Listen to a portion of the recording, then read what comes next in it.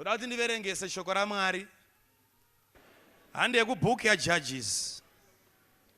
Chapter 12 verse 5 to 6 mama. Mundibatsirawo. Chapter 12 verse 5 and 6. Toenda pa scripture yandichanyatso exhausta zvakasimba. 2 Corinthians chapter 5 verse 17.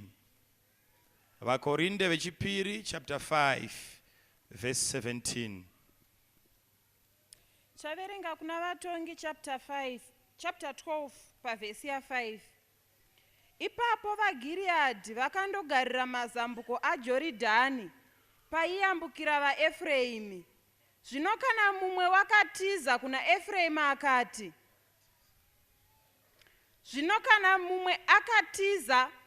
Efraimu akati, nditenderei kuti ndiyambuke. Varume veGiriadhi ndokuti kwaari, uri muEfraimu here? Kana akati kwete, ipapo vakati kwaari, zvino chiti Shibhoreti? Iye ndokuti Sibhoreti, nokusagona kureva kwazvo. Ipapo vakamubata vakamuuraya pamazambuko aJorodhani. Nenguva iyo vaEfraimu vane zviuru 42 vakaurawa. 2 Corinthians chapter 5 verse 17. Pavhesi ya 17. Saka kana munhu ari muna Kristu, wava chisikwa chitsva, zvinhu zvakare zvapfuura, tarirai zvose zvava zvitsva. Ndoda kuti Mwari vatibatsire manheru ano.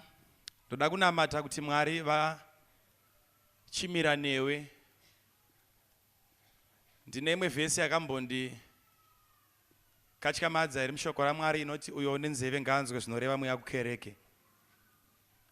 Kune dzairehwa dzisiri dzatinadzo idzi. Saka ndoda kunamata kuti Mwari vakubatsire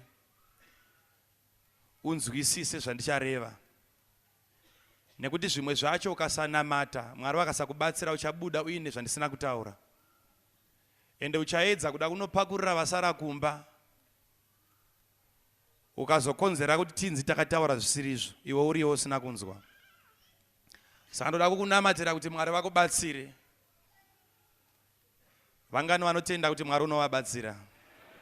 Baba, ndinonamata manheru ano, kereke yenyu ipiwe mweya wokunzwisisa.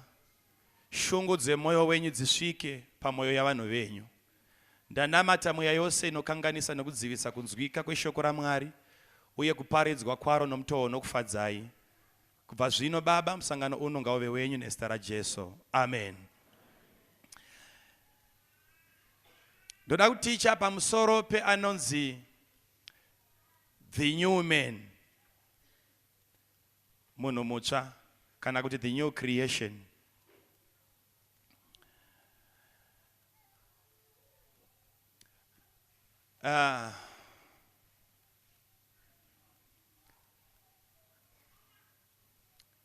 Ndichataura zvishoma nezvishoma kuti ndinzwike. Chandingangoda bedzi ndechekuti kana wanyora wonditarisa zvekare. Ukanyora wonditarisa zvekare. Nekuti zvimwe zvinoda kuti kana uchizvinzwa unzwe uchiona ari kutaura nditi. Ndakazomodzwa mushumiri wanhezi rava kuti chivharai mabhaibheri. Ndine mascriptures akawanda ndichada kuti ndizokupai. Kana nguva ichinge yanditendera, zvimwe ndichangotaura ndichipfuura zvichabatsirawo vagara vanongoverenga bhaibheri. Asi munomboziva here kuti pane zvimwe zvakanzi naJesu hazvina kunaka kuti chipe chingwa chevana kumbwanana. Chainzi chingwa naJesu ideliverance. Panga paina amai vaita mwana arwariswa nemweya yakaipa. Ndokuzokumbira Jesu kuti uyai mumunamatire. Ndo pakataurwa nawo yechingwa. And hazviperere bedzi padeliverance kunotori neimwe staff yezvakavanzika zviri mushoko raMwari. Mwari zvimwe zvaanotoomera nazvo kuti aiwa kani. Iwe mushumiri uchida kuti vanhu vanzwe, Mwari achingoti aiwa kani. Why? Nekuti panoramba paine vamwe vasina kuqualifya kugara patafura yerudzi irworwo. But chinorwadza tikaramba takungotaura mukaka. Zvinozorwadza vakura pamweya vakudawo mabhonzo. Tinoramba tovadzvinyirira nokuda kwevashoma vasingazivi shoko vari pakati pedu. Saka zvisinei, anokanganisika ngaakanganisike sitakutaura mabhonzo. Handitika? Aha.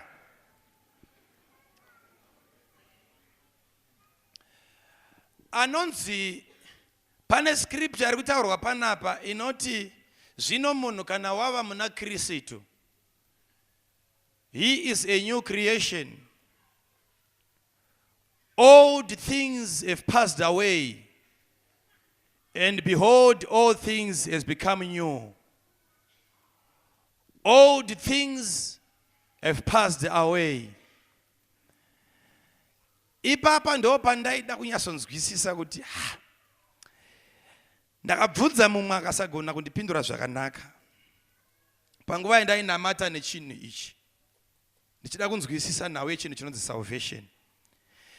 Ndikaona kuti vara rekuti salvation tiri kungoriita nokuriitiswa. Asi vanhu vasingazive kuti inonzi salvation inombouya ine package yakaita sei, inokava zvipi ichisiya zvipi kunze. Ndizwisisa? Ndokubva ndabvunza mumwe kuti zvinoda here kuti kana munhu akauya kuzogamuchira Jesu, tobva tamumhoresa, tomukwazisa, tomubhabhatidza, tomupa certificate, odzokera kumba. Panozoda here rimwe zuva ratinozonamata naye obuda mweya wakaipa. Handikunyepere zvakanditenderedza musoro wepanyama, chaya musoro wepanyama wakakanganisika kuti saka Jesu paambopinda ndokumbochofa zvemazuva ine munhu uyu kusvikira tazoisa ruoko pamusoro razobuda. Ipapa vachifanogara vese Jesu nani manje nemweya utsvina. Pfungwa dzangu ndokumboti zvinogona kunge munhu uyu haana kumbenga agamuchira Jesu. Ameno zvakagamuchirwa.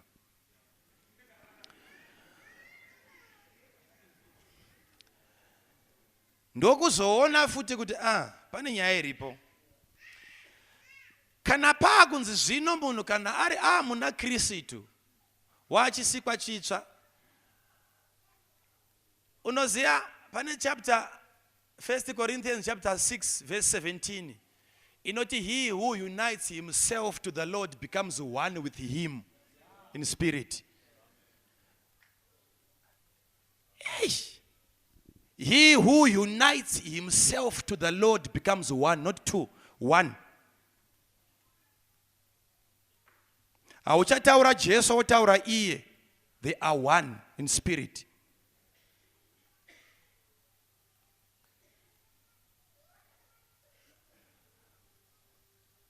Saka muri kundiudza kuti kana munhu wava muna Kristu, wauya kuna Kristu, wachinhu chimwe chete naKristu, ndo panotyisa ipa baba. Ndoda kukudzidzisa kuzotaura zvimwe zvinhu zvausina kumbobvira wakataura kubva wakazvarwa. Handitika? Anonzi muKristu, ndoda kuti munzwisise chimwe chinhu ndichitanga kutsanangura iko zvino. Pane imwe statement yakataurwa nababa panapa achiparidza. Ndobva ndasumuka zvakundanakirwa pa ndakati munhu wabata mubhandi rangu. Ndobva ndaisa kamunamato kekusunga kuti pfuura mweya wangu.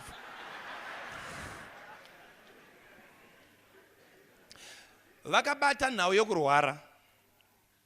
Now, ndoda kumbokutsanangurira pa introduction beds. Kana uchigona kunyora pasi ubva watanga kunyora pasi. Now, munhu anonzi muKristu haarwari. Mbomira kuvhunduka, nyora pasi.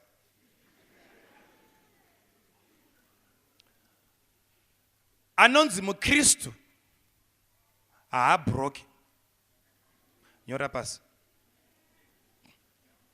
Inzwa kugunun'una.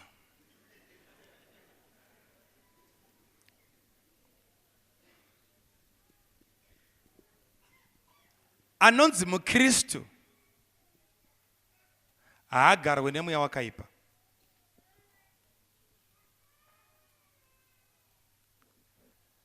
Anonzi mukristu haafe.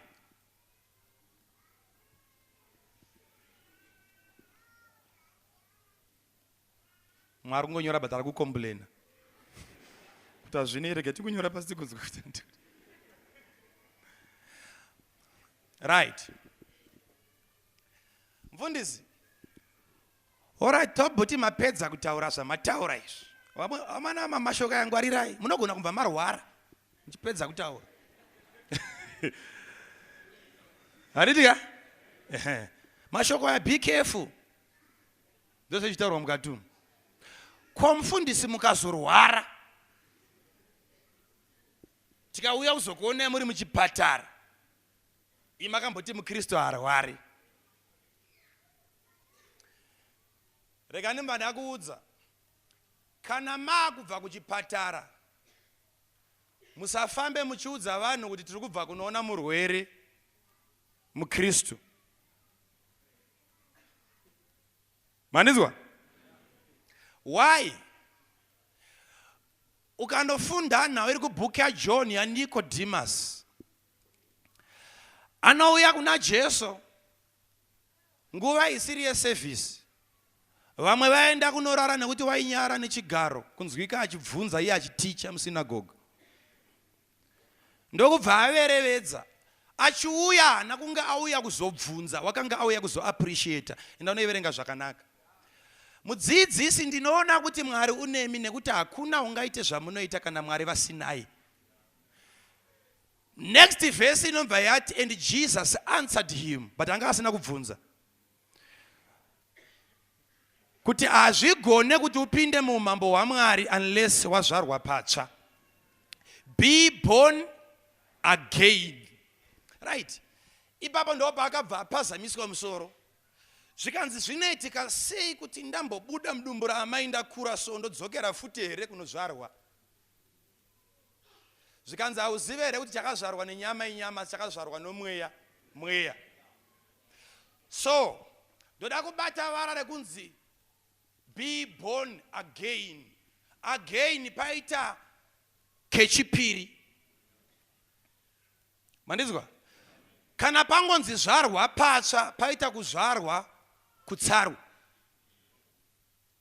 Zvoreva kuti already panapa paita Jesu na Nikodima nemumwe wandoda timuziye nezvake. Uyu wenyama uyu ndiye akazvarwa kare ari kutobvunzwa naNikodima kunzi ko kana ndakura zvandakadzokera futi here mudumbu raamai. Hazvigoneke zvauri kutaura izvi. But kuzvarwa patsva kwairehwa naJesu ndekwemunhu wei? Munhu wemukati. Kana azvarwa patsva, zvoreva kuti taane vanhu vaviri pano. Nikodima wakaberekwa naamai vake nechakaberekwa nomweya. Saka ari kunzi zvarwa patsva, ari kuzozvarwa patsva ndiye anonzi mukristu. Zvoreva kuti pandakamira panapa tiri vaviri. Kuna akazvarwa kare, koita akanzi chizvarwa patsva womweya. Saka anzi zvarwa patsva ndiye anonzi mukristu, noti akazvarwa kare. Now, zvoreva kuti chazvarwa patsva mweya. Mweya ndiye anonzi mukristu wandati harware. Now, problem yauri kuita ndeyekuti arwara wese uri kuti mukristu. Nyamba hausi kuziva kuti pamubhedha apa pane vaviri varipo. Kune mukristu, kuna asiri mukristu.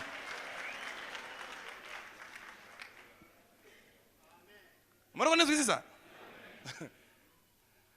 Ega ndipadzokoro dzefuti mwangaine nezvisiri izvo. Hama yangu iri panapa. Futi tinoziyana futi anambonimorisa ko. Hama yangu iri panapa. Pane anonzi old men. Njakupa mascripture ziwa he. Poita anonzi new men in Christ. Chakazvarwa nomweya chiri maari. Ndo chinonzi mukristu achirware varume. Mweya ubatwe necancer. Mweya ubatwe neHIV.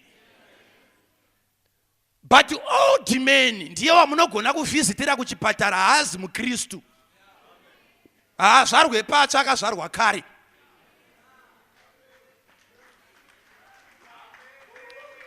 Ndayasonzwika ipa baba. Aya.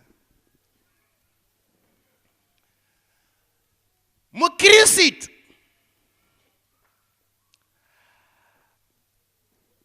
agone kuteverwa nemwedzinza. Zvirume kasanzi? Okay. Ndiazo kupindura kuti sei vamwe vainayo. Handisi kuramba pfungwa yakuti kune vamwe vanayo. Chinosaka asateerwe nemwedzinza ndechekuti mwedzinza inotevera ropa redzinza. But anonzi mukristu, he is a new creation. Haana nhoroondo inoenda sure. Haana generation. Wasikwa anotangira pano. Ende maarabu na ropa rine ngozi rasekuru vakauraya mbuya. Mune ropa raKristu risina chivi. Saka mweya inotevera rudzi haigone kutevera mukristu nekuti haana rudzi. Nekuti kana varoyi vakuda kuroya, kana n'anga dzakuda kukanda mishonga kuupenyu hwako, vane chekuita nomutupo. Rombo rakanaka nderekuti mukristu haana mutupo.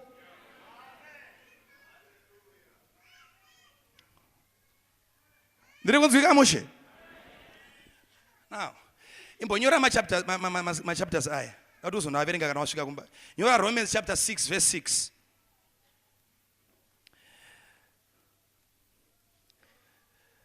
Ikanutsanangura nezva Romans chapter 6 verse 6. Ukanoverenga zvakanaka inokudza zvimwe zvinhu zvakuvhundutsa. Do you know kuti vamwe vanhu vaitaura kuti salvation is for free? Yet there is somebody who paid for it. It's not for free. Kuna akabhadhara nditika? Aha. Uye zvekare vazhinji vanotaura statement yekuti Jesu vakatifira, Jesu vakatifira, Jesu vakatifira. Statement iyoyo ndeyechokwadi, but kune mumwe ari kusiyiwa panyaya yekufa. Hatina kufirwa takagara. Paakafa takafa naye. Muri kunzwa? Jesu haambofa akati kana uchindida takura muchinjikwa wako unditeere. Muchinjikwa hauziwe kunwisa tii, haizi foko. Kutokwirapo uchifa. So pakafa Jesu, old men waifanira kunge wakaenda kunovewo involved zvekufa naye. Patinobhabhatidzwa tiri kufa naye nokumuka naye. Zoreva kuti pane chimwe chikamu chomunhu wenyama chaakajamba kuvanhu vazhinji. Vakaziva Jesu akavafira, but they were not involved. Ndosaka nyama iri kunetsa. Kubuda muzvivi kwanetsa. Kana panga paine chikonzero chekuti ife nyama, Mwari waiziva kuti kusiya zvivi kunonetsa kunyama menyu. Book ya Colossians chapter 2 verse 12. Inotara pamusoro pebaptism kuti we died with him and we rose with him. Ephesians chapter 4 verse 22.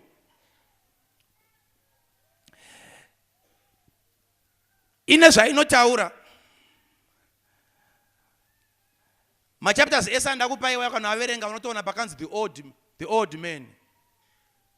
Nepakanzi the new men. bvisai munhu wekare mupfeke munhu mutsva, bvisai munhu wekare mupfeke munhu mutsva, bvisai munhu wekare mupfeke munhu mutsva.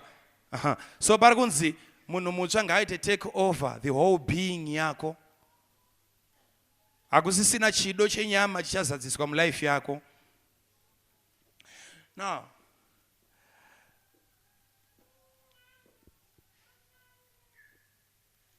First Peter chapter 1 verse 22.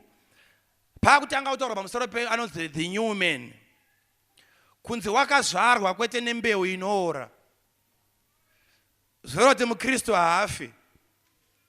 Inonzi everlasting life, upenyu husingaperi hwemukristu hautange kana afa. Unotanga paanogamuchira Jesu. Everlasting life haitangire kudenga. Inotanga pano mukristu haazi kuzofa.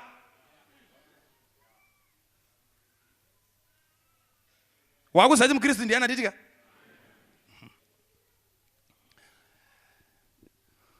Now, you're John chapter 1 verse 18. Inoti, we are not born of flesh and blood. We are not born of flesh and what? Ari kutaurwa apa ndiwo mukristu. Haana kuzvarwa nenyama uye neropa. Bhuku yaJobhu inoti, zvino munhu wakazvarwa nomukadzi ane mazuva mashoma azere nekutambudzika. Hazi mukristu iyeye. Ndaakazvarwa nomukadzi ndiye azere nokushupika, noti mukristu. Ndiye ane mazuva mashoma, noti mukristu. Wakazvarwa nei?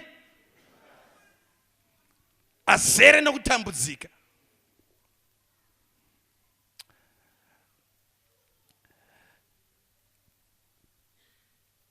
First John chapter 5 verse 4.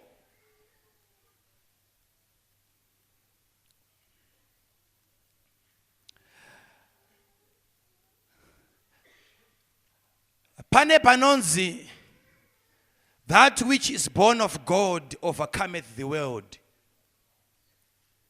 Which means every system that is in the world, you have got the power over it. You will overcome in every area. So kumukristu hakuna chinonzi kukundikana. Murunezisa zvakanaka? All right. Mukristu kanoverenga 1 John chapter 5 verse 18. Inoti, and the wicked one toucheth him not. Abatwe newakaipa mukristu. Mukristu abatwe newakaipa.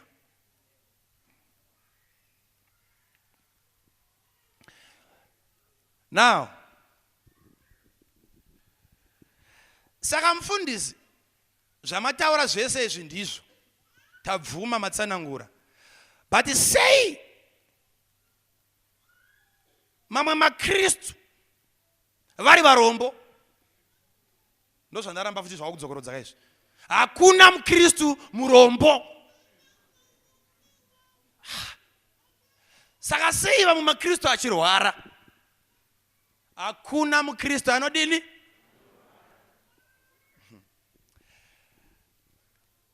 Now, usaconfuse mukristu nebody inoi. Chino chinogona kurwara ichi. Chinogona kugarwa namadhimoni, noti mukristu. Ukazoona kuti munhu anonzi munhu ndiani, yakataurwa panapa inonzi ndakakuziva usati wamudumbura amai vako. Ndikakuordena kuti uve muprofita. Haana kuzikanwa mudumbu. Ndakakuziva usati. Patinofunga kuti ndo kunotangira munhu, Mwari ari kuti usati waikoko ndakakuziva mba ndakuordena kuti uve muprofita. Saka taita Jeremiah akatoordenwa akapinda muofisi yokuprofita. Saka mudumbura amai makanga muri muchanging room mekuti aende kunopfeka chimutumbi chine ndebvu. Kana akuprofita vanhu vaone. muprofita but akapfeka. Maronezwisisa? Saka chakavinga Jeremiah nomudumbu raamai kuuya kuzopfeka. The old man. Akazikanwa, akaordainwa asati amudumbu raamai. Zoreva kuti ane kwaanga ari muKristu. Zoreva kuti muKristu haatangire mudumbu raamai. Wanzwa? Waive muKristu. Kumashure uko Mwari vakakuordaina ukazoda kuzadzisa zvinodikanwa kuti uchiva muKristu anozivikanwa. Now, saka tiri kurasikira papa kunamata.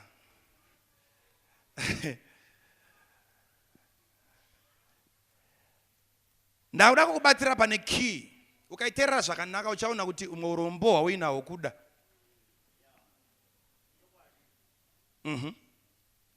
Tine vari pano vakatoita zvokutoda. Kusada kwavo sarudzo yavo vakaita mukusaziva kuti vasarudza. Na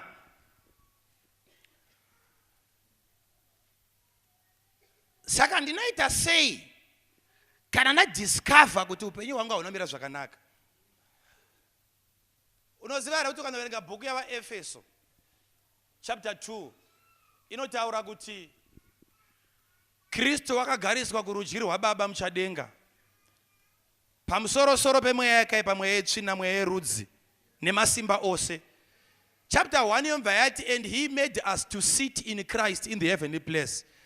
Zvoreva kuti paita vanhu vari panyika panapa mitumbi, koita realm yamadhimoni, koita area yaJesu yanzi far above principalities and powers. Ndokuri kunzi we are seated with him. Zvoreva kuti muKristu ari muchadenga iko zvino, akagara naKristu iko zvino, pamusoro-soro pemweya yetsvina, mweya yetsvina iri pasi pake. Handitika? Zvoreva kuti munhu paanoti ndakuda kugamuchira Jesu ndinamatireyo, mumba mamisa maoko pamusoro, iye umva ataura ega kuti kubva zvino ndakakugamuchirai Jesu, chivai Ishe namambo hweupenyu hwangu, zvivi zvangu zviregererwe. All of a sudden he becomes a new creation. Azvarwa patsva. Zvino kunonzi kuzvarwa, ndakafara Jesu akaisa varira kuti kuzvarwa kuno confuse wakafunga kuzvarwa kwepamweya, ngatimbotorai kwepanyama.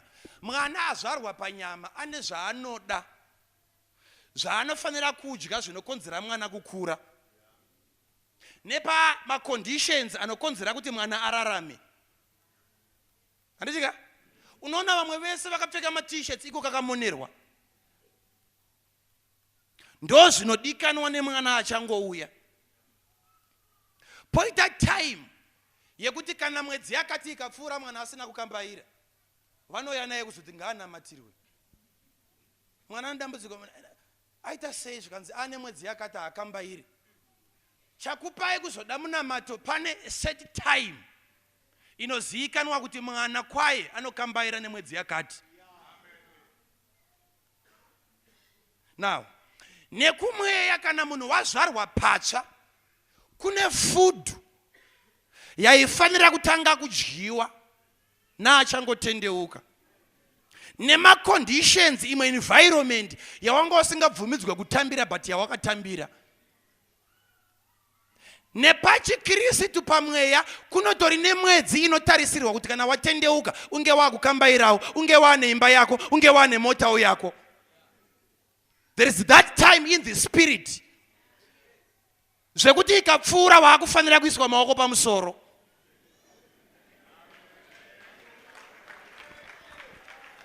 Ndiri kunzwika zvakanaka here? Kunotori nemwedzi namakore anotozivikanwa munguva yemweya kuti from the time munhu yaanozvarwa patsva mumweya ngaakambairewo. Zvino problem ndeiyi, taita munhu ane 30 years. Yes. Kuzvarwa patsva akazvarwa patsva. Tikataka kutsvaga mutungamiri panonzi mumwe haiwa ngagare pasi. Une makore mangana itaurwa panapa. Hasi tasvika 3 years. Kune mumwe ane 20 years dzokutendeuka. But achiri mwana kune mumwe akatendeuka nezuro, depending nezvinodyiwa munyika yomweya. Mumwe akambondibvunza akati, "Nhai mufundisi, sei imimi munombotaurirwa mamwe mazwi nevamwe vanhu anofanira kugodora ekuti mukadai makagumbuka, but hamugumbuki?" Ndobva ndamuudza chakavanzika chinoitika pandiri. Ndikati ini ndakangoti ndichitendeuka, kunyangwe ndanga ndina baba vanga vari muvhangeri, ndikaberekwa vari muvhangeri, but ndakazoitawo time yekutendeuka. Statement ndoga ndakaitaura. Ukaenda kumusha zvinezvi, unotoziva kuti idzi imbudzi dzekwakati, idzo ihwai dzekwakati, idzo imombe dzekwakati. Nei, taita time yatambonzi pindai mudangana baba, zvonzi chekai nzeve, muchiita kavhika kadai kanoperera nechekukoko, muita kavhika kadai kanoperera nechekukoko. Dzese todzicheka zvakafanana kuti kana dzikanosangana yedu taiiziva nenzeve kachekero. But kana yakuzonozvara, inozvara mwana asina kuchekwa, anotozoda kubatwa futi achichekwa kavhii. Saka hakuna mukristu anozvara mukristu.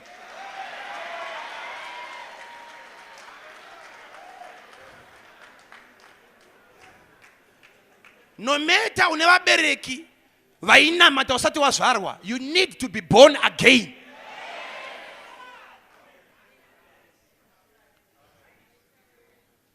Saka ndakati Mwari ndibatsire, pandakagamuchira Jesu ndakakurumidza kudevelopa munhu wemweya, ndichiverenga Bhaibheri ndichitsanya ndichinamata, ndichiverenga Bhaibheri ndichitsanya ndichinamata. Vanhu vakati, "Makanga muri kupi?" Ndakati, "Regedzai tidye zvishoma nezvishoma."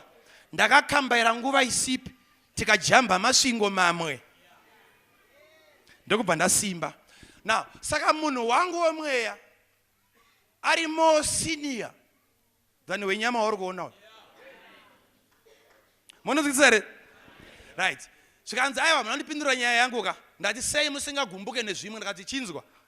Zvandakakura pamweya, mandiri in my spirit, mumoyo mangu makadevelopa imwe shelf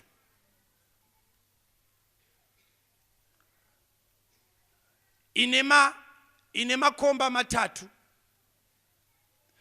Ndikagara nemunhu, ndikafamba naye, ndikaswera naye akataura neni, ndinotonzwa kuti panapa ndataura nemunhu akakura mumweya here kana kuti mwana mudiki.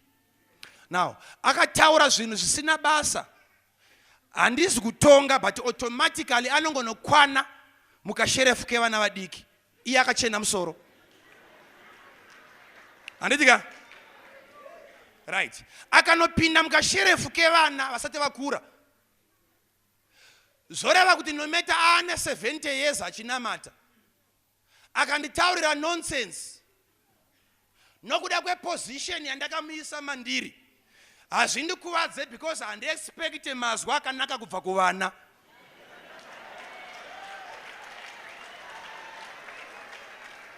Muri kunizwisisa? Right. Iwe chinokupa kuti udzwe mazwi nababa nhingi zvekubva wakuwara, watanga wavatora semunhu mukuru. Saka zvavataura zvinozokubata nekuti zvataurwa nemunhu chii? But taita vana matumbu navakachena musoro nevane tsiye dzachena vachiri vacheche, uchazoshamisika wakudenga kuti vamwe vawaiti baba ndiye anga ari mwana wako.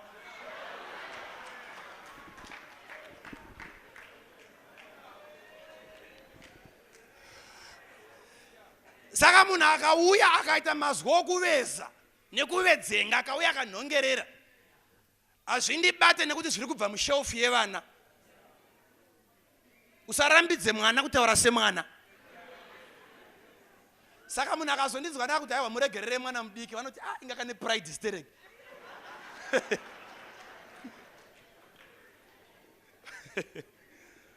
Hallelujah. Now, kana munhu wamuna Kristu,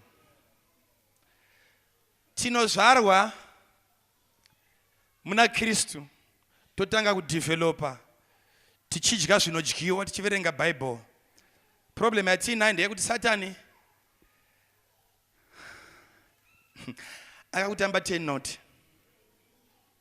akakuzivisa kuti chechi isina bhaibheri haipindwe, ndokubva wapinda chechi inoverenga bhaibheri but usingaverenge kumba.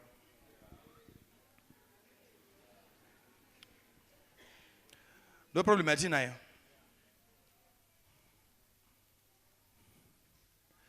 MaKristu amuri kuona ari papa havana shoko, very empty.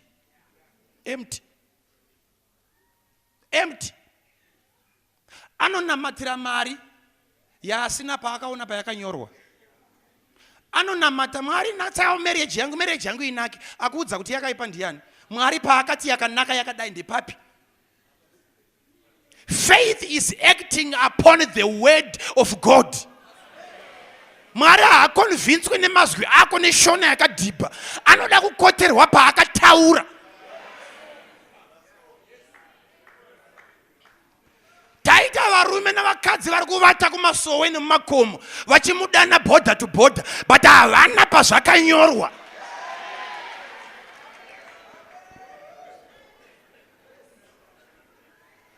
Munokonenzwa here chechi?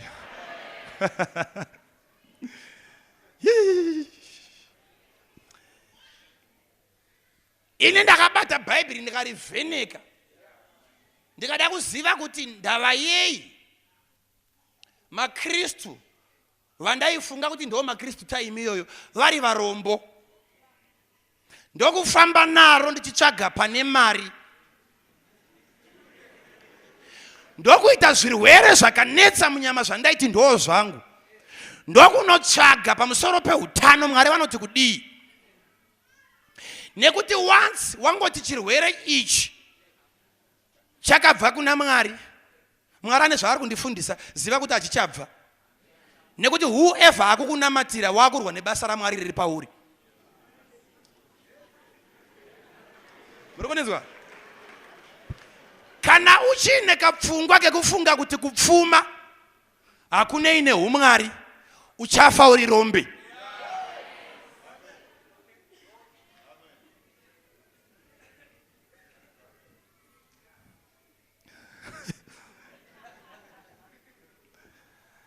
Right. Mfundisi akati noita sei kuti tihwine, reka ndikutsanangurire. Pano pane nhau yaverengwa yemurume ari kunzi Jefta unonzi wakanga ari mwana wechifeve. Ndokubva adzingwa nevadzikoma ake nevaning'ina vakati ibva pano hatikuzive mai vako havapo pano. Iye haana kuramba, but bhaibheri rinoti wakanga ari murume ane simba. Ari murume ane potential. Ndokubva adzingwa nekuti ana amai vasipo. Iye ndokubva abva, haana kuvarova kunyange anga ine simba. Akateerera ndokubva aenda. Aenda kwakasara kukamuka zvaida iye. Ivo vana amai varipo. Wanzwa? Iko kuchechi kwako chaiko kana uine potential, regedza vavhote vakusiye. Kana mauri mine zvakaiswa naMwari vachakutevera. Imwe pressure yako neukopokopo unenge usina uchawinacho iwe.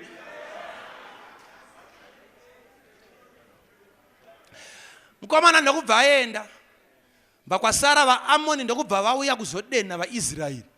Kakaraka zvibhagera zvikanzi navarume veGiriadhi vakambodzinga Jefta. Ngatiteerei Jefta, ndiye anozvigona izvo.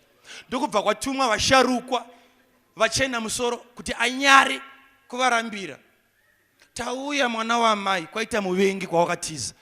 Zvikanzi aiwa zvemakandidzinga kaini. Zvikanzi chokwadi. Zvikanzi munondivimbisei.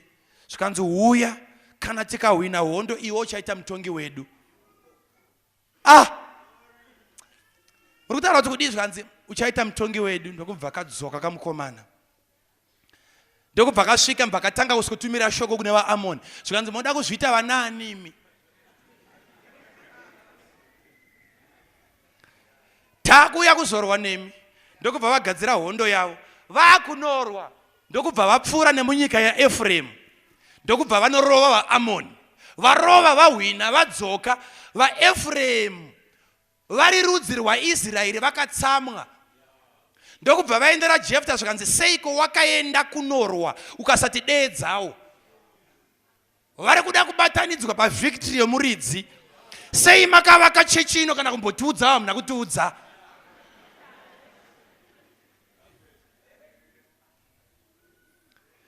Kusvika nyaya yatoipa zvekuti vangada kutorwisa Jefta. Kana Jefta aiwa mudaro wakomana zvikanzi tinotodaro makatisiya sei? Zvikanzi naJefta vaGilead kwaita imwe hondo futi muIsraeri kumuIsraeri takuda kunorwa takunetsana but marudzi avo anga akasiyana pakutaura. Zvikanzi gapachirohwa munhu pakwatangwa hondo vaGilead navaEfraim. Pakarohwa hondo ikatsvuka. Kusvika vaEfraim vaona kuti hapasisina hopo varume ngatirovei pasi. Vakutiza vaGilead vanonzi vakachingidzira. Ndokubva vanomira pazambuko raJorodhani. Tarirawo neguruva riri kuuya vaEfraim. Baba vari pamberi. Mai kumashure vana vari kuteera zvekuti hanzi tichaparadzaniswa nerufu zvezvi. Panenge pachine makeke pai. Pakarohwa pressure. Vakananga kuzambuko nyamba muGilead akagarira. Chichiri vasvika pai zvikanzi navaGilead ko muri kubvepi? Zvikanzi kana tingojoga zvedu. Muchijoga nevana naye. Ko vamwe vari kuuya ndanana. Zvikanzi uri muEfraim uka zvikanzi handisi muEfraim. Zvikanzi all right. Here is the test. Ndoda kuti uti Shibolet. Ndokubva ati Siboret. Nekusagona kureva zvakanaka. Ndokubva vaziva kuti haazi wedu. Ndokubata ndokuuraya. Pakaurawa 42,000 nokuda kwelanguage. Simba reupenyu nerufu riri mururimi. Ndauda kukudzidzisa kuti mari inoitwa sei. Utano hunowanikwa sei. Are you ready? Now, rega nditore maruva maviri aya. Ndimboti this is the old man and this is the new man. The new man ndiye ari papa uyu. Ndiye watata harwara uyu. Ndiye watata hachoboke uyu. Ndiye watata haroyeke uyu. Habatike kana nechidhoma kana chitsinga. Munondizwisisa here? Nekuti wakatransferwa from the kingdom of darkness into the kingdom of light. Saka hana ukama nehumambo hwerima.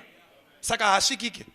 Now, panapa pane old man ane ropa rine zvivi, ane mitupo, anogona kuteketererwa nekuroverwa mukombe pamakuva zvinhu zvikauya. Now, Mwari paakati let us make men in our own image. Image waireva uyu. Vanomuona ngavaone kuti ane mufananidzo wedu. But anozoti in our own likeness. Likeness inde uyu.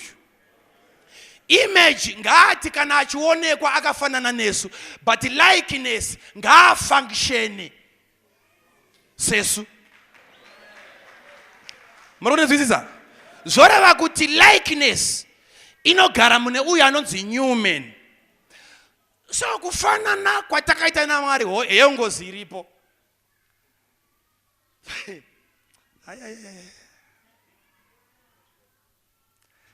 Ndo patakairasa manje papa ndiri kuchema musodzi chaya kuti Mwari ndibatsire. Mwoyo wangu wanga chirwadziwa ndakagara apa. Kuti dai Mwari ndakaziya zvinhu izvi kudhara ngadai ndapari nani. Urikuona danger iripo. Pasikwa munhu ane likeness inenge yaMwari. Likeness yaMwari ndeipi yacho? Ndeye kuti let there be light. Chiedza chowe. Zvinopasikwa munhu anoti kana akataura zvinhu zvisipo zvinouya. Asikwa amuchechi ari kuramba achitaura nhamo. Imo maari makaiswa simba rokuti chaareva ndo chinouya. Mune likeness yaMwari. Maiwe. Varume nditeerere pese pauri kutaura nhamo it's established muupenyu hwako.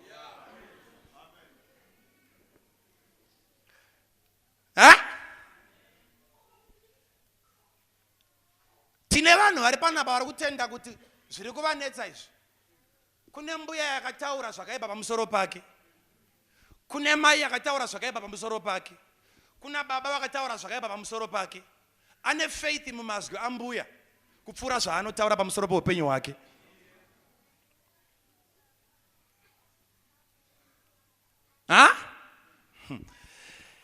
Icho kwadi kuti nhamo inenge iripo. Naye mufundisi, kana iripo chonyarara here? Muteerere unzwe.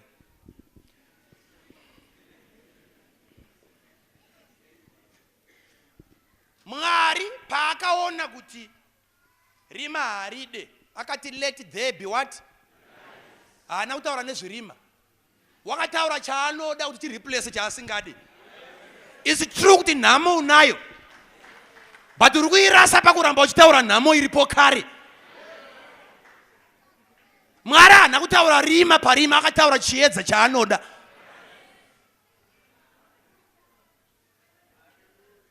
Yes. Pakutaura ndo pane nyaya. Jesu anoti, and you shall say to this mountain. Nemuromo. Saka ukaramba wakanyarara gomo rinoramba riripo. You shall say to this mountain. Haana ambotaura nezvegomo, atitaura kugomo. Saritsanangura tiri kunzwa nezvemiti nemakomo arimo. Taura kui. So richaramba riripo kusvika raona uchitatamura shaya dzako. Rurimi rwotaura then gomo rosumuka. Saka zvinhu zvese zvakakomberedza zvicharamba zvakadaro kusvika mainhingi mataura.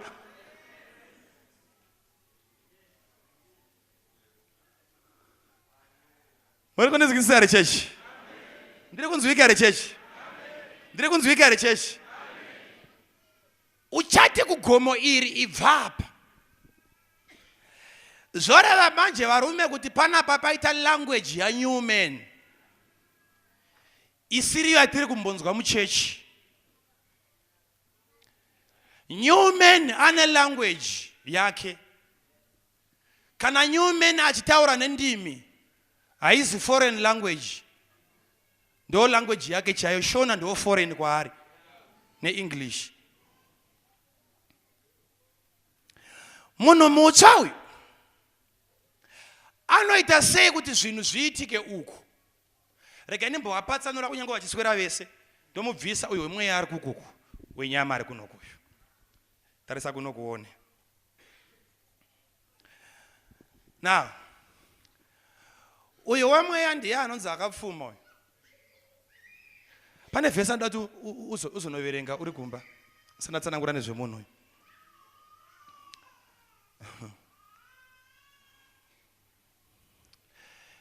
When Proverbs chapter 12, verse 18. You know, a tongue of the wise is healthy. Rurimi rwakachenjera utano. Now, chinterera unzwe. Paita munhu wenyama ari panapa, the old man, paita the new man. Likeness kufanana na Mwari pasimba rokusika. Uyu ndiye anazvo. Rokunzwisisa? Uyu ndo munhu wenyama uyu. Kana ari wenyama, akabva kupi kuti azove nyama? Akabva kuguruva. Kureva kuti idhaka. This is earth. Saka paunomira uri kuno uri mumweya wakatarisa body yako, unenge Mwari akatarisa nyika iri void. Isina form, ine rima. Saka pauri kutarisa body yako uri muspirit, uri kuona kuti rima rakakomba body hausi kurida, unoti let there be light, uri muspirit. Watarisa body yako ona kuti mapfekero andinaita hazo mwana wa Mwari, woti let there be riches. Wataura wona kuti sikorokoro yari kufamba nayo haina kumira zvakanaka. Hautaure zvesikorokoro, unotaura zvauri kuda rima robva. Muri kunzwa chechi? Iyo ndo nhau yakatadzwa naBharami. Ndakambokuudzai. Bharami akanga ane chipo chekukomborera nekutuka vamwe. But chakazosaka abatwe wakatumirwa zvipo. Kureva kuti akanga iye asina kuropafadzwa but aine simba rakukomborerani. Haana kugona kuvhomoka kumira kunze oprofita zvipo pabhodhi earth kuti ngakuve nechakati. Maiwe,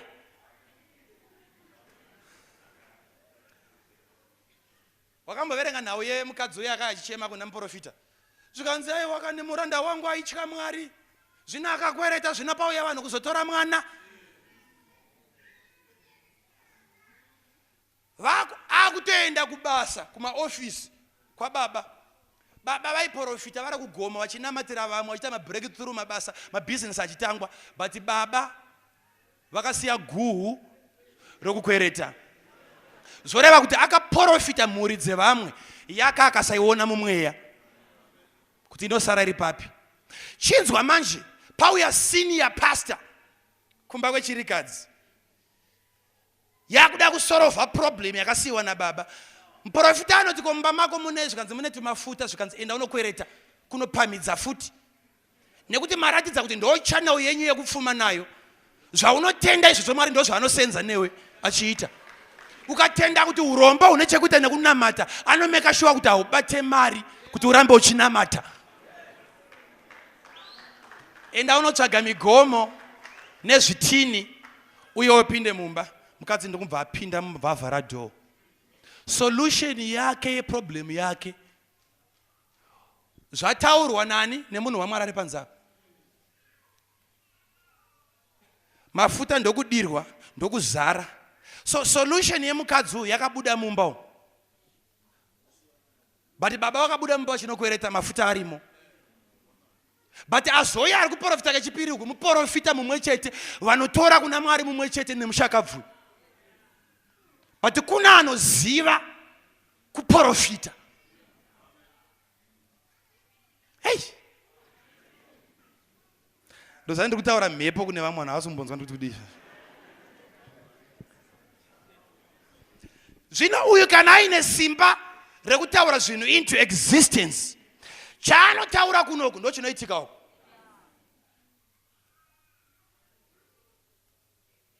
Unosara worambwa wakazvirambisa.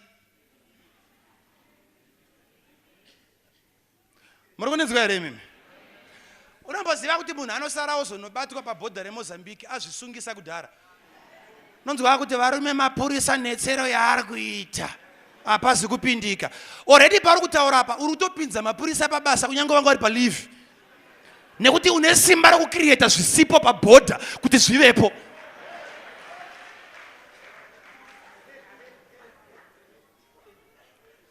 Muri kunenzwa here church? You have got the power to create. You can call things into existence. Huh?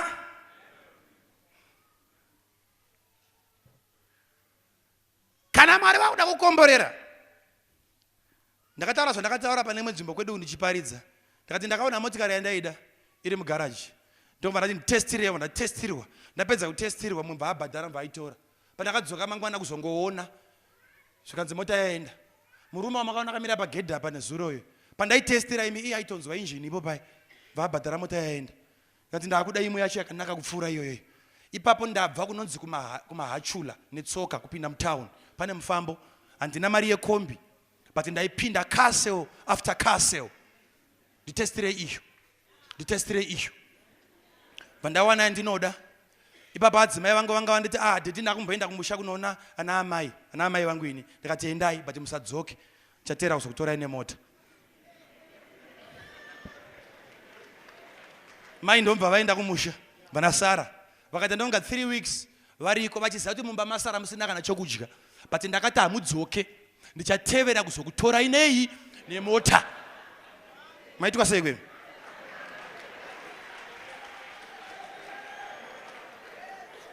Ndobva ndaona mota mbayatengwa nemumwe. Vanati ndakudai yakanaka kupfuura iyo. Nditestire mva watesta.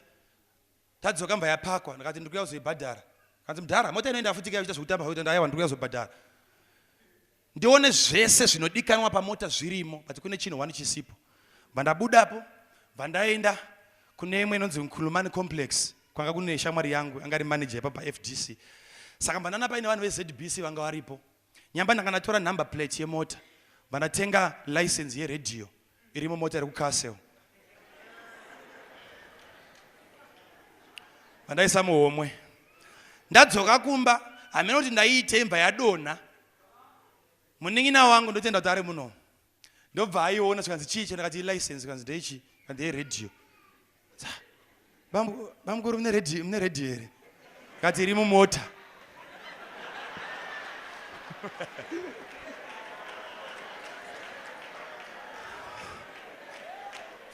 I tell you, panga paina mani na wangu wa mwanga waripo, vakaseka wakaita mabayo.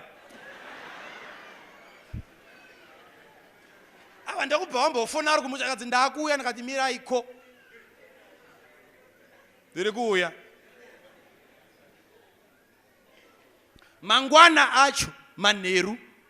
Ndakakanda mira pa filling station ndakuna mira sticker. Vachisa fuel. Ndikati driver usiku. Kunotora mukadzi wangu. Ndichisvika ndakaona akagara pachotozo. Ndakaflasha ndakavheneka.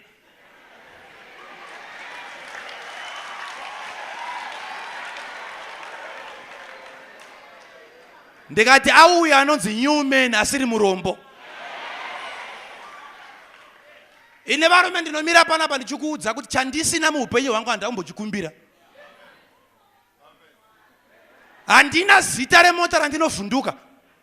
Handina? Ukaona ndikaitendeka, ndikaida, ndikaitaura. Mai mwana.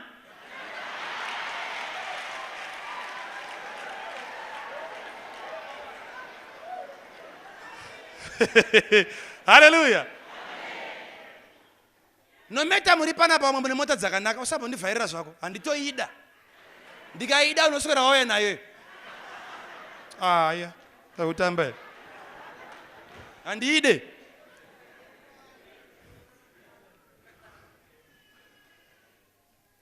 Varume, nditeererei.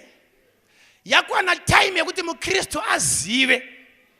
Kana ane knowledge, Mwari vanoti vanhu vangu voparara nokushayiwa chi? Kwete kushaya nonamatira zivo. Mwari paari kuti vanhu vangu vanoparara, hakuzi kuparara body yese. Vari kuti kana wamuna Kristu pane masections akawanda elife yako, any area yauri ignorant ndo yaunoparara. Saka unogona kunamatira zvirema zvichisumuka but uri rombe. Nekuti wakafunda kuporesa kwa Jesu varwere, but kupedza kwake urombe hwako hauna kukufunda, hauna knowledge.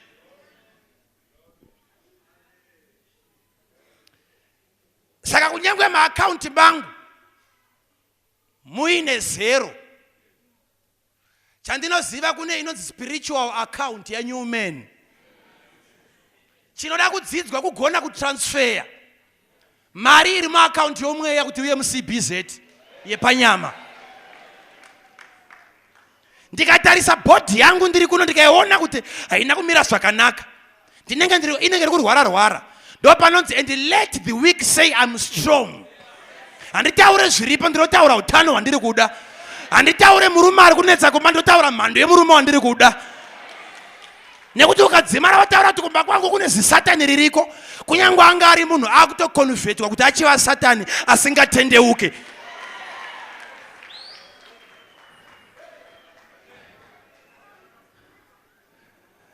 Hallelujah. Ndosaka upromotwe. Nekuti wakamirira kupromotwa nemumwe. Iwa uine simba rokucreata. Kune vamwe vari kutsvagirwa opposition kusvika yaita zvekusunganidzwa yagara isipo kuti vawane masumudzirwo bedzi.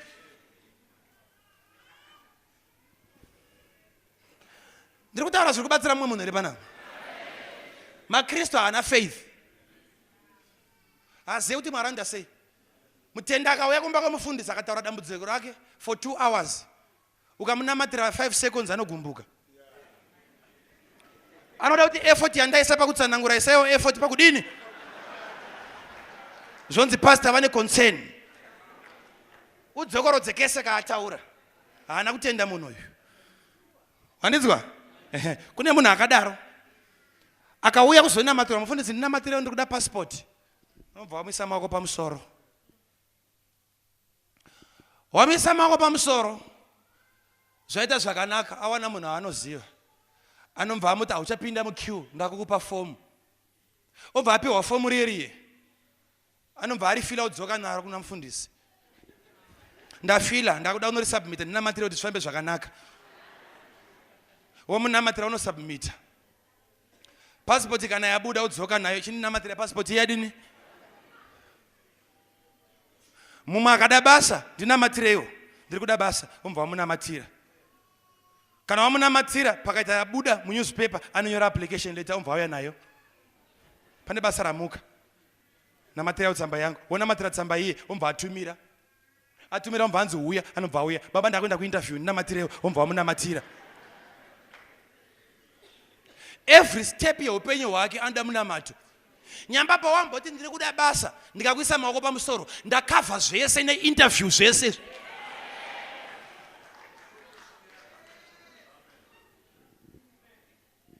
Munozidzere mufundisi ndinamatira ndikuda business. Andina kana pfungwa dzebusiness but Mwari ndibatsirewo ndipe pfungwa dzebusiness. Umva wamunamatira. Awana ka idea dzoka nako. Ndina ka idea kandafunga. Ndofunga ndidai saka ndinamatira umva wamunamatira. Zvapa adzoka futi ndashaya mari yestati mfundisi ndinamatira daba restati. Obva wamunamatira. Mari yestati kana yawana anoya naye mfundisi ndauda unohodha ndinamatira mari yachindi hodha zvinhu zvine musoro obva wamunamatira obva aenda nohodha kana ahodha anodzoka nezvinhu zvahodha ndinamatira zvinhu zvitengwe obva wamunamatira. Kana zvatengwa anodzoka futi ndinamatira kuti vanhu vakakwereta vadzose mari womunamatira. Ha! Iwe uri mwana waMwari mani iwewe. Pane zvimwe zvaunofanira kungowana nokuti zvakauya zviri mupackage yesalvation. Ini varume handivhundutswe naSatani ini. Ukaona ndikatozonzi ndaitawo madzikirira ndikapatika handichatonamata. Zvekunamatiswa naSatani ndo zvandisingade.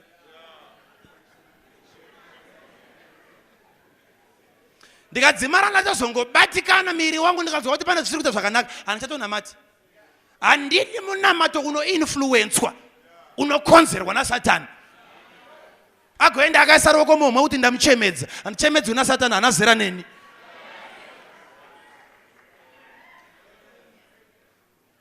Muri kunenzwa ri chechi. Simba rawinaro this new man muna Kristu uyu. Ane simba rakuprofita zvaari kuda.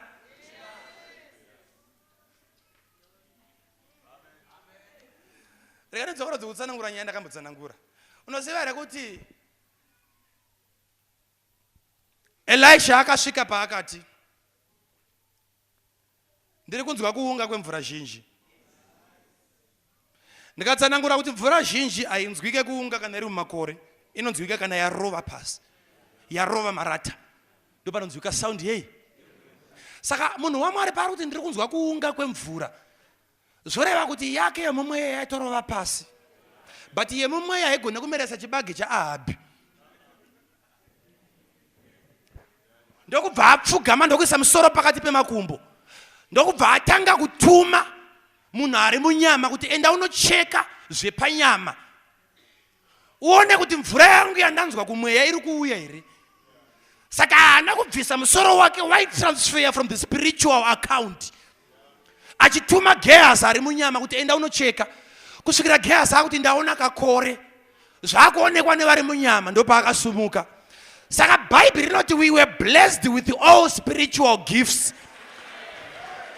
Saka unofanira kugona kupfugama woregedza kusumudza musoro wako kusvikira account yomweya yakuemtwa. Vanhu vari munyama vakuti ndiri kuona kakore, ndiri kuona kamotokari pamusoro pako, ndiri kuona ka 4-roomed house pauri, zvabva kumweya zvauya munyama.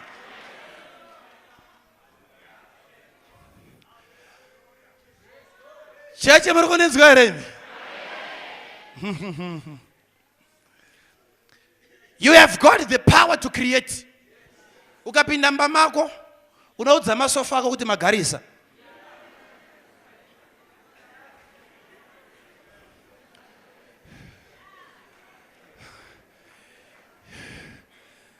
Ha? mumwe akanditi mufundisi indazva munotaura ndozvinoitika ndakati ndinongotora advantage yelikeness yaMwari iri mandiri. Mwari haarambirwi akataura ndochinouya. Akati ngakuve nechiedza achibvunze kuti tinouya tichibva kupi. Kana akati ngachiuye chinouya, chinotsvagana kusvika chawanana, chinouya. Hakuna kundiudza zvemari isipo, hakuna kundiudza mari shoma, hakuna kundiudza kuti handakuwedzerwa kubasa. No. Taura chauri kuda.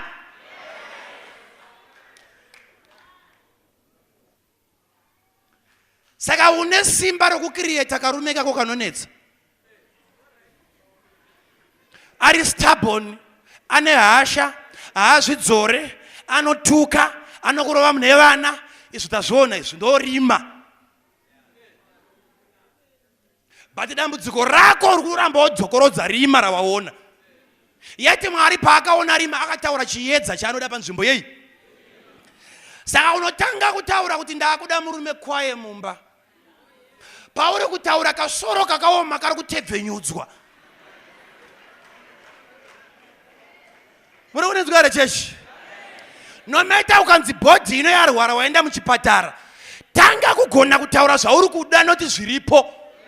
Wotaura kuti handirware, iwe uri muambulance, handirware. Pari kuramba uchitaura zviri kutransferwa. Nekuti ari kutaura izvi ndiye muridzi weutano, haazive chinonzi kurwara, saka ane power yekudzinga cancer. Mai.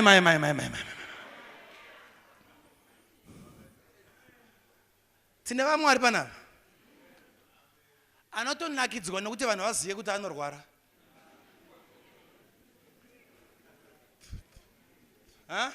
Zvekudada nazvo chaizvo. Ukanzwa mwachi kutaura ndakabva kucheck up ndira doctor wangu nechine doctor wangu doctor wangu. Iwe unotonzwa kubatikana kunge wasarira kuti vakomana. Obva wanzwa nezvirwere zvacho. Zvimwe zvacho zvinenge zvinodyiwa here?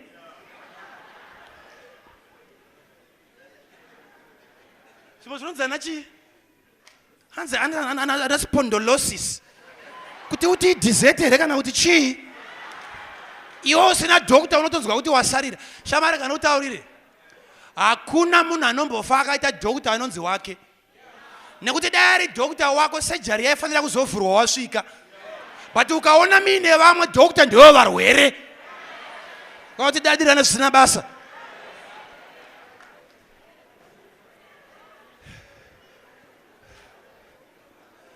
Kune vanhu vanotyira utano. Do you know kuti kune mumwe munhu anoti chero ari fit anoenda kucheck up kwa-doctor? Munomboziva kuti mese muri panapi mukaenda kwa-doctor hapana anoshairwa chirwere imi. Akangokuudza bedzi kuti pane mbabvu inenge yakafufunyuka kakona, unodzoka wabata rutivi kudai. Iwe waenda uchifamba.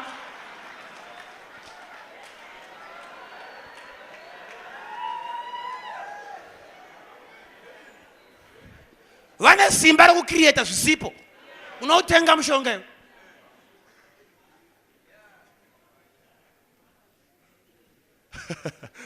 Hallelujah. Now, wakambona mwana? Kune munhu mukuru anogona kurwara but anoita semwana. Ronda rikaenda pamwana aripore. Nekuti mambo rigeza mukabhandeji pakauya vaenzi anoda kuti vaonewo.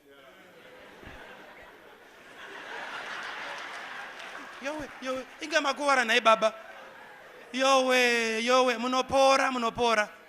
Kabuda kaenda kunotamba pamwe vaenzi vauya. Kune maKristu akadaro ka problem kese kaaita anoda kunzwirwa tsitsi nevanhu. Vanhu ngavauye kumba kwangu vanamatewo, vanhu ngavauye vaise masowe, vanhu ngavanditsanyirewo. No. Takuda maKristu anoti kana akarwara kana akaenda kuchipatara, chero vanhu vakasauya anoti I don't care. Ndinozvimiririra ndega. Saka kana ukamira muno mumweya munomu ukaona kuti uyu ari kuteerwa nemweya yedzinza uyu, unotaura zvauri kuda.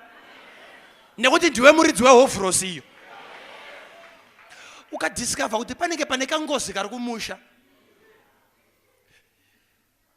Iti Bhaibheri shoko raMwari wangu rinoti tsumo iyi ichazonzwika pakati penyu. Inoti madzibaba akadya mazambiringa anovava. vana vakanzwa bwadzira. Saka kana kuina baba vakauraya kumombe, ina handiteerwe nengozi nekuti ndaa new creation. Kana kuine sekuru vakafa vasina chavainacho, ini ndinofa ndakafaswa nemakomborero nekuti handida kuzvarwa nenyama neropa. I am a new generation. I am a new generation. I am a new generation.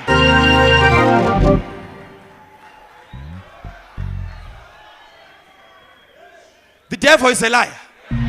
Ukanaverenga Deuteronomy chapter 6 verse 6.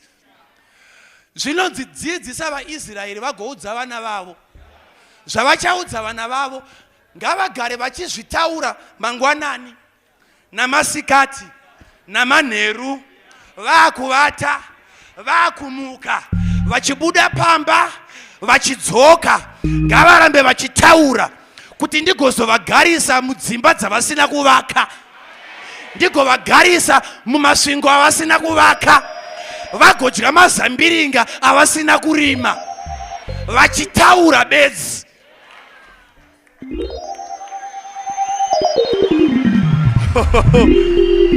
My way. Hanzi ngazvinyorwe pamadziro edzimba dzavo, vasunge machira pamhanza akanyorwa zvavanoda, zvakataurwa naMwari pamusoro poupenyu hwavo, zvoreva kuti pese paanosvinura, paanotarisa padhoo ari kungoona zvakataurwa naMwari. Akunorara anotaura zvakataurwa naMwari. Akumuka haana basa nehope dzaarota kana madzikirira, kana kurota achitsikwa nebhazi anotaura zvakataurwa naMwari. Saka wotaura kuti I shall not die.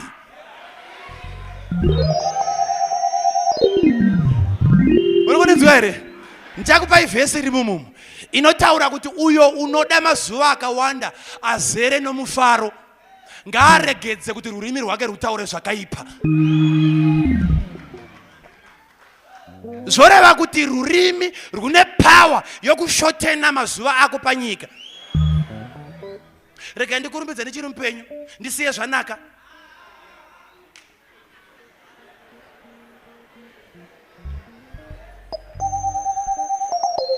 Satani murevo wenhema. Takadzidziswa imwe language inenge kuzvininipisa nyamba kuri kupusa. Taura zvaunoda. Vamwe wenyu ari panapa kana mukaingwa nomuyenzi kumba akadya apedza kudya akati amaita basa. Unzwa kuti amuchitendeko nemvura idzodzi. Iyo muchitende iyoyi wafire back blessing yanga yakuuya. Kana ukanzi maita basa ita tinogamuchira. Nekuti kana munhu akadya akatenda iwo ukaramba kutendwa, uri kureva kuti handideserve kukomborerwa zvinhu zvawadya. Taura zviri pamwoyo pako, akuna kuti mvura. Kana anga achida mvura ngaanwe kumba kwake. Kana munhu akauya achitengesa madomasi pamba pako, haikona kuti mari yacho izwi rawo ndo richakukonzera kuramba uchiishaya. Taura kuti ndine urombo mukuwasha ndichinawo.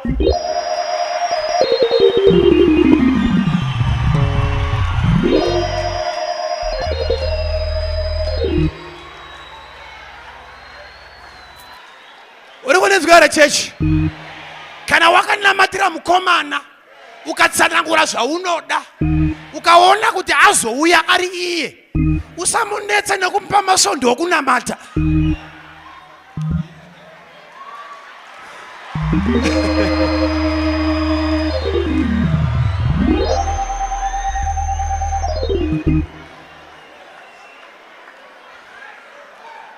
Taneta varume nelife yefake. Vanhu they are not being original. Vanoti zvinonaka ndo zvinovava, zvinovava ndo zvinonaka. No. Kana kwauya mukomana waunoda, muudze kuti mwana waamai ndakudawo.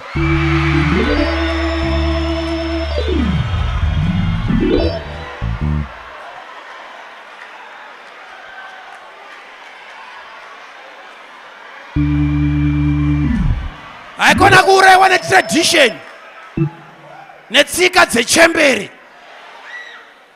Zvino unozonzi uri pfambi kwakurumbidza kupfuma nekuti usati wakura.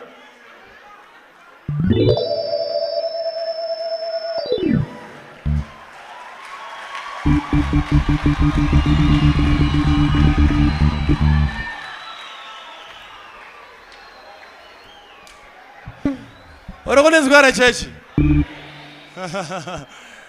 Mwari paakada nyika akambozvivanza. Akambonyara nazvo.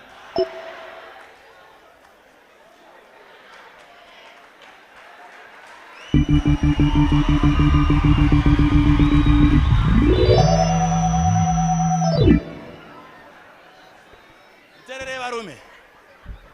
Vana baba muri munomu. Mukadzokera kumba kwenyu. Endai munochinja language yemhuri. Ini naadzimai vangu. Tine time yaiti takagara so. Tichinyurura muriwo kubva mumvura usina mafuta. Taitaura zvechicken isipo. Takavharisa language yekuti tiri varombo. Kana madzokera kumba, endai munovharisa mazwi enhamo. Endai munovharisa mazwi ezvirwere zvamunoti ndo zvenyu. Mogara pasi nevana venyu woti vanangu, kana maakurara, kana maakumuka, kana maakubuda kuenda kuzvikoro, kana maakudzoka, iti tiri vana vavafumi.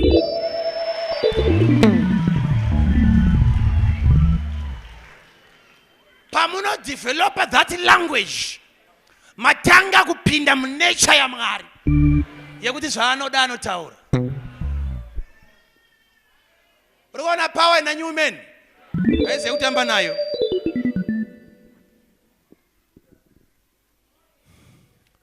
Ina don't care munhu akanamata akadi agorova 17 hours asina kubuda mumba. Ya.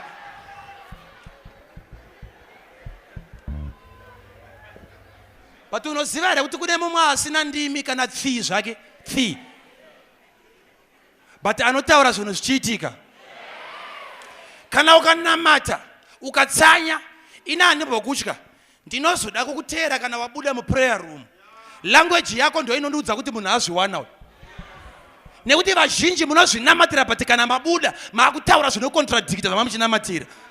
Kana ukakumbira ukatenda kuti Mwari vakupa chitanga kutaura semunhu anazvo. Murikuonezwa chechi. Mwana wako iwe akadzingwa chikoro, akadzoka akati baba ndadzingirwa fees. Ukazomona agara pakona akagarira akadomba akabata shaya achichema. Haana kutaura but it means waudza baba but haatende kuti baba unozvigona zvandataura izvi.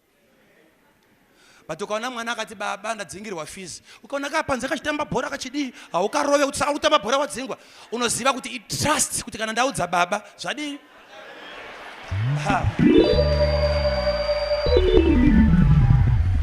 Zvoreva kuti behavior yako kana wapedza kukumbira baba ndio inotiudza kuti uri kumbotendera kuti baba unozvigona. Varume munoziva kuti Mwari ane pfuma imwe isingaiti.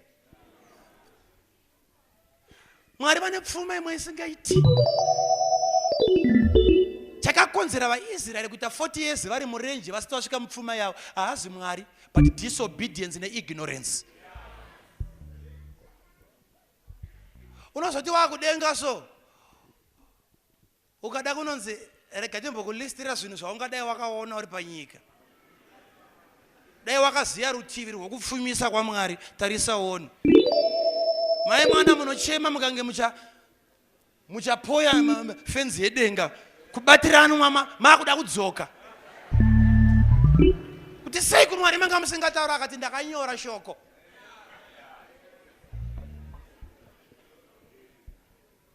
Murikuonezwa chechi. Tauda kupedza newe. Nyume naabroke. Nyume naarambwe nekuti ana kumbororwa.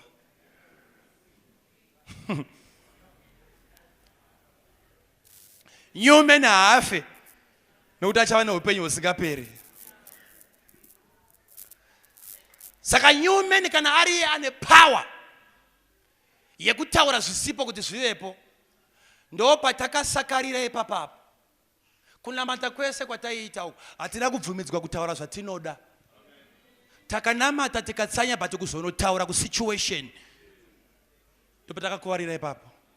Takataura zvatiri kuona, tikataura nhamo yatiri kuona, zvinhu zvikasachinja. But kana wabva pano, toda kuti unoita zvinhu zvinenge zvekupenga so. Unogona kupinda mugadheni mako, woritaurira kuti asikana, muchamboita masvondo 3 musingandione muno.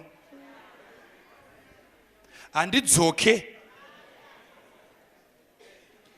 Uri kunetswa here chechi? Aika, waitikwa seke. Ndakamboudza vamwe ndakati, handiti munoziva kuti kumuviri chako kune ma-symptoms ezvirwere. Unotonzwa kuti majoints angu aya zvaari kuita. Ari kubaya-baya so, unonzwa kutapira mandiri. Anenge malaria.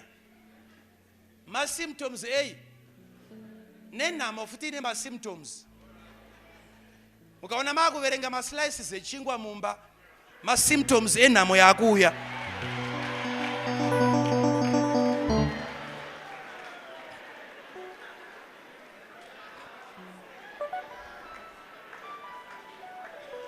Inhamo yoyo, ndine kumwe kumba kwandaimboenda, taiti kana tii ikasetwa, vaizounza majarina abva mudeep freezer.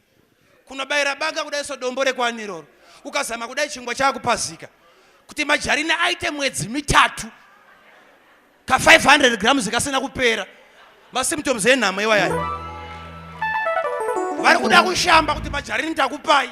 Chionawo zvamungaite ikoko. Vachiziva kuti hadyike.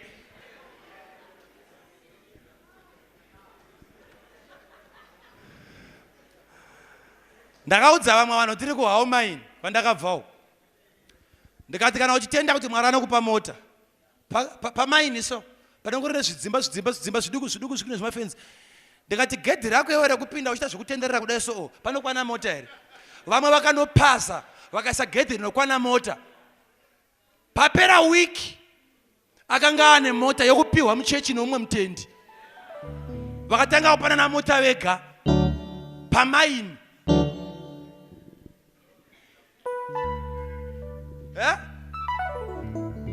Zvataurwa munhu akanoita. Zvinhu zvauri kukumbira so nepamba paura zviite. Do you know kuti Abrahamu naRoti vakapedzisira vaparadzana nokuda kwepfuma yawanda? Ukaona uchiri in good books na landlord wako hausati wani zvinhu. Pfuma ine painozokuparadzanisai.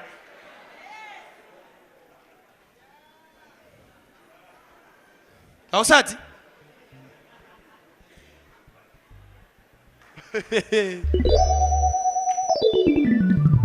Ndiri kunzwika reni. Ini ndakatenda Mwari, ndikati Mwari ndichapfuma kupfuura vanhu vese kwandakabva. Why? Nekuti handisisiri wegeneration ine ropa rinokonzerwa kuti vave varombo. Ndakuda kese package yese yemunhu anonzi muKristu ndiri kuida ndiri pano. Mwari akati akandikomborera ndikadzidza kutaura.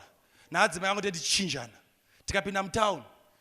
Tinofamba kunotengawo vane mari. Verenga kuti varunguwo vangani vaunoona kwaunotenga iwe. Unotori nezvemabhucha zvenyu zvamunotoziva kuti pane chimwe chibhucha chiri pakona pakata munenge mine magreen bomb akadai so. Kwamunenge muchinotenga zvemukati hanzi ma-insides. Get away. Endawo kukutenga vana vevamwe.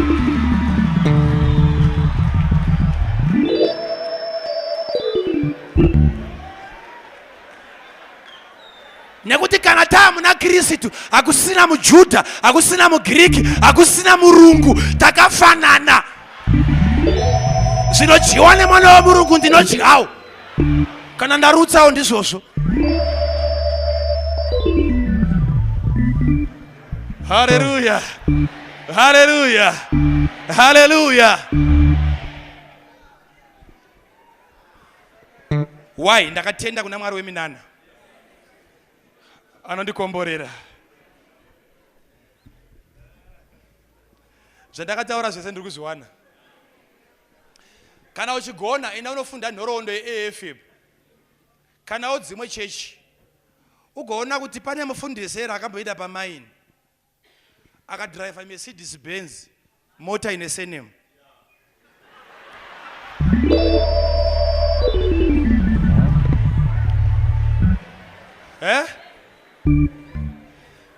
Akafamba neLexus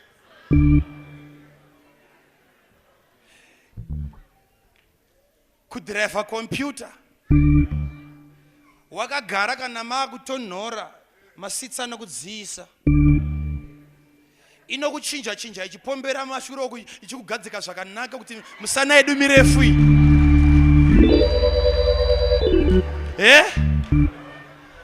ine pese kana ukaona anogona kugadzira inogona kuiswa line uchitaura zvako uri pafoni ipapo uchikurukura steering yacho inokutsvaga kuti uri papi inoita zvokukutsvaga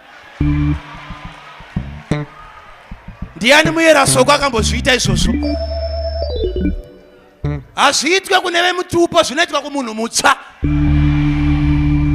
haufambe nayo mwana waamai kana uchiri munyama nekuti kunyama mweyetsvina yakakuwandira buda munyama upinde munyika yemweya iyi hakuna zvinoramba najesu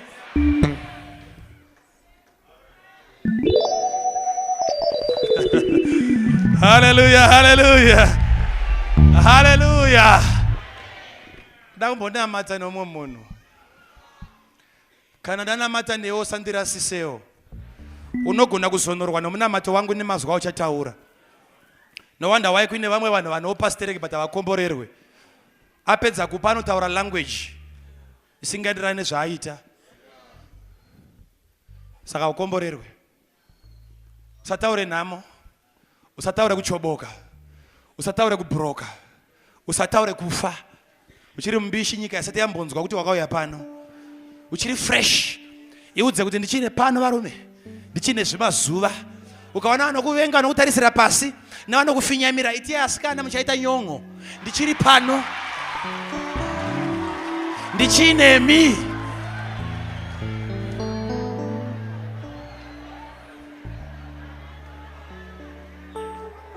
vaninzwa here mupostori vangani vari kutenda kuti Mwari unozviita musangano unoyu ndo wakanzi processed and what prepared and positioned for possession uri kuona ndo kunonzi kuprocesswa wopositionwa kumira pekuti kana pane chakudonha kubva kudenga hakuna chinokupotsa kana kukanzi kune new set yevhudzi yaburuka inosikomhara pauri kukanzi kune mastenza ari kudhura abuda anomhara pauri kese Mwari kaakati unofanira kuwana zvinofanira kuwanikwa uri mupenyu Satani watoirasa zvandakuudza izvi anga asingade kuti uzvizive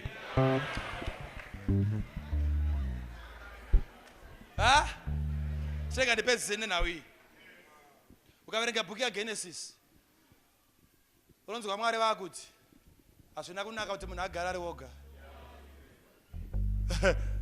hazvina kunaka ukaramba uchiiverenga yozoti kwakashayikwa mubatsiri wakamukwanira wakamufanira kwakashayikwa ndekupi kumombe makudo nzou akatembenge atsvagwa ndokubva adini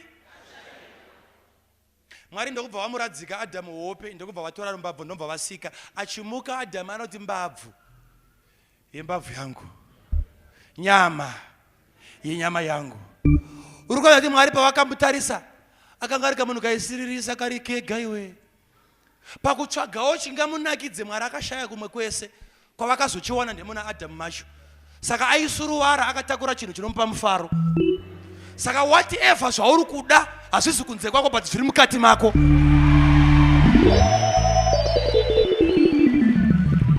saka tine varombo vari panapa tine varwere vari panapa vakatakura utano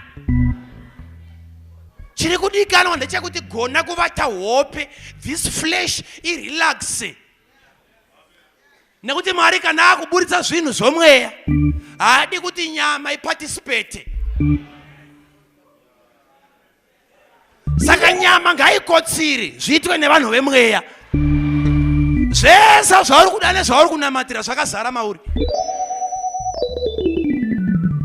ndakuda kunamata kuti zvibude unozvitenda here ndakuda kunamata kuti zvibude thank you Jesus kune vamwe vanga vari panapa vainetswa nemweya yetsvina nezuro simba raMwari raifamba panapa munhu waMwari achinamata ari kuno asina kubata madhimoni achidonha egawo. Kana dhimoni rabuda raenda riri kuzodzoka rikaona makaklinwa musina kana sofa, mugaraji musina chirimo, saka pakabva dhimoni pakuda kutaurwa mazwi ano-occupy space, pakabva mweya wotsvina. Dhimoni rikadzoka rione kuti imba yane masofa, imba yane maketeni, kune mumwe akugara pano. Saka tora mukana iwoyoyo, kana uchitenda kuti wakasunungurwa nezuro, nhasi izuva rekupopota, rekutaurira mweya yemadzinza kuti kana kuina akapara mhaka yake, ini ndakanga ndisiko, ini ndakazvarwa musi unoyu, ndiri mwana mudiki siyana ineni, handizi werudzi rakatukwa, handizi werudzi rwemunyama, handiraswa, handitarisirwe pasi, ndakauya kuzoporomotwa panyika uye ndakauya kuzoporomota vamwe. Saka handizi mugeneration yengozi, nekuti handakuzvarwa nenyama neropa. Kuti usumuke uripa. Oh, mweya yakaipa wairasa.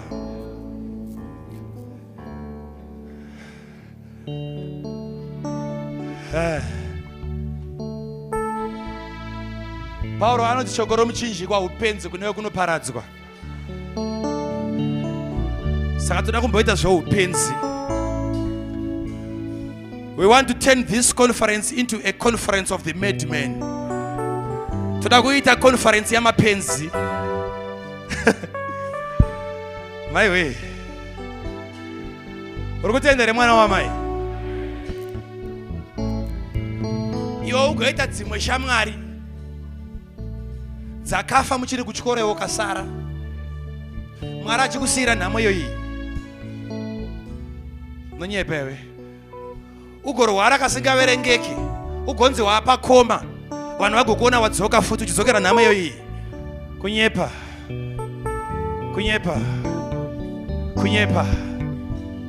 Thank you, Jesus. Ukazoverenga Psalms chapter 24 verse 12.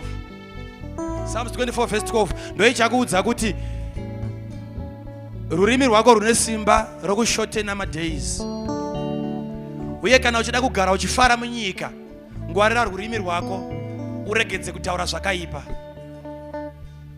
Wakashurukidzwa ukanzi haugare kumurume, vesa vari kuinfluenza life yako nemazwi, but ndakuda kuti every word rakataurwa uridzokorodze, uchitaura chiedza pazwi rakataurwa, uchitaura mufaro pakutsamwa kwakataurwa, uchitaura pfuma panhamo yakataurwa, uchitaura joy imba mako pakurambwa kwakataurwa. Saka every word riri kuzopushwa neword in the name of Jesus. Sumudza maoko ako. Right. Thank you, Holy Spirit. Thank you, Holy Spirit. Mwari akanditendera ndichanamata newe rimwe zuva kuti ugamuchire anointing iri kuna Deuteronomy chapter 8 verse 18 inoti it is he who gives you power to get wealth. Musangano uno varume tina iye wakasika matenga, hakuna zvinoramba, hatirambirwe nekuti tine likeness yaMwari wedu. Rima ndariona, nhamo ndaiona, kurwara ndakuona, but ndakuda kudedza zvisipo kuti zvivepo.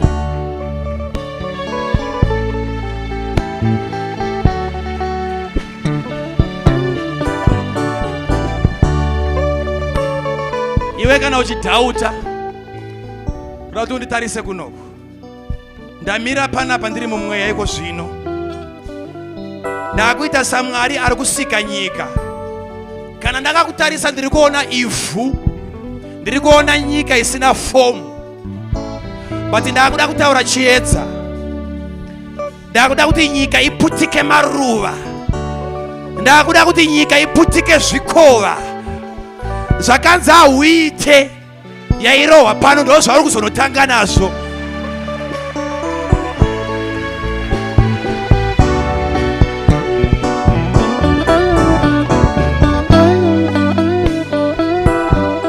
Oh my God. Jesus' name. If you are ready to receive, nasi ndiri kunamata ndine anointing yekurelease blessing beds. Ndichadzoka panapa ndakatakura simba raMwari richazadza vanhu muno nevari panze nevari pamahwindo vanenge vachitutwa nesimba raMwari pamusangano yeunoyu. Vamwe vachadzokera kumba votadza kunodya sadza vachitaura nendimi.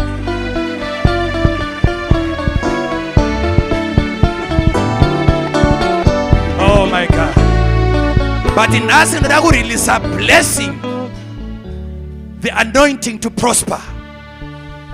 If you are ready, just lift up those hands tonight. Lift up those hands.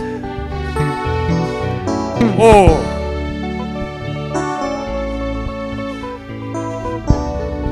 Oh. Jesus.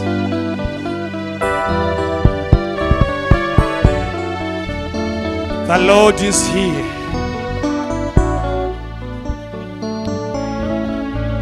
The Lord is here.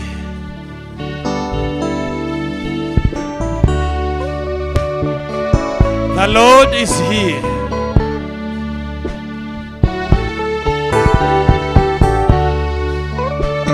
Oh, precious Jesus.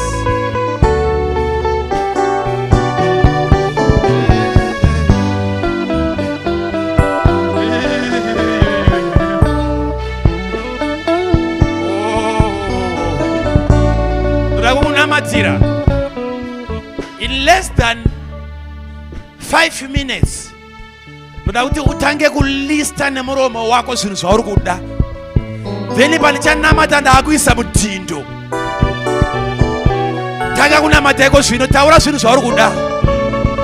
Sumudzai zwi rako, create right now. Call it into being right now.